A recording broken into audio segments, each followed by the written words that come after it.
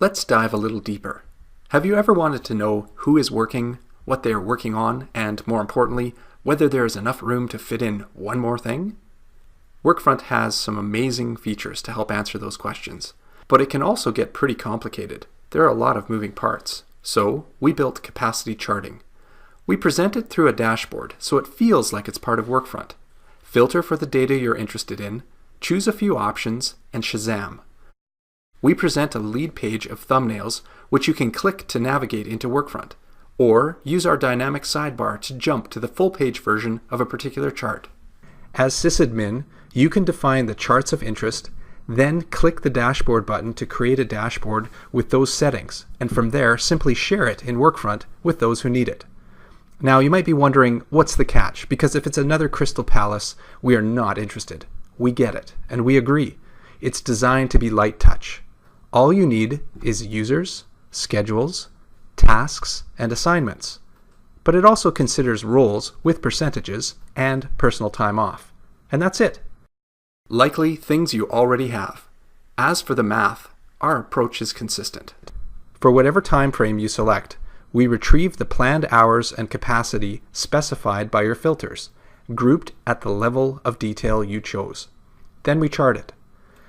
Within each time period, the horizontal line is the available capacity for the filtered users who have the roles of interest, prorated using their Workfront role percentage settings, and accounting for any scheduled and PTO days off. The bar represents the planned hours for the filtered assignments on both tasks and issues within that time frame, and can be stacked by project or portfolio or manager or custom data parameter, whatever you need. Where there's a gap, you have capacity. And where there's an overlap, you have a problem. You've exceeded capacity. The approach is quite revealing and can help you discover surprises either way. With capacity charting in hand, we then refine this overlap concept into our Heatmap solution, which highlights those resourcing risks and, by drilling down, uses the priorities and dates you've already set in Workfront to pinpoint which projects or even tasks might be in jeopardy and, realistically, need to be replanned. Our latest challenge is long-range detailed planning. It sounds contradictory, but many of our clients use Workfront at two levels. In the first pass, to get a rough shape of their long-term plans, but also for the nitty-gritty of the work that's really in flight. Workfront lets you shape the distribution of a single task down to the day level, which is great for short tasks, but for typing cell by cell into a long-term task, not so much.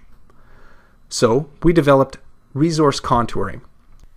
Once again, it's a dashboard that dovetails seamlessly into Workfront, and as with capacity charts, lets you filter to the work of interest.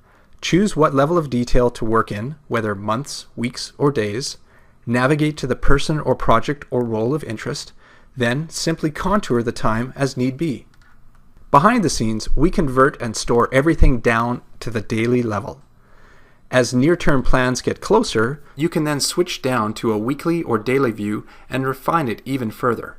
As one of my mentors used to say, no point planning detailed work that might not happen. And to come full circle, our resource contouring is reflected as you'd expect in our capacity charting, which is nice. For our next challenge, we're extending resource contouring to allow Workfront scenarios. On a Friday, you can plan multiple high-level detailed planning scenarios, save each to the side, think about it over the weekend, then on Monday, choose your favorite and push it live into Workfront.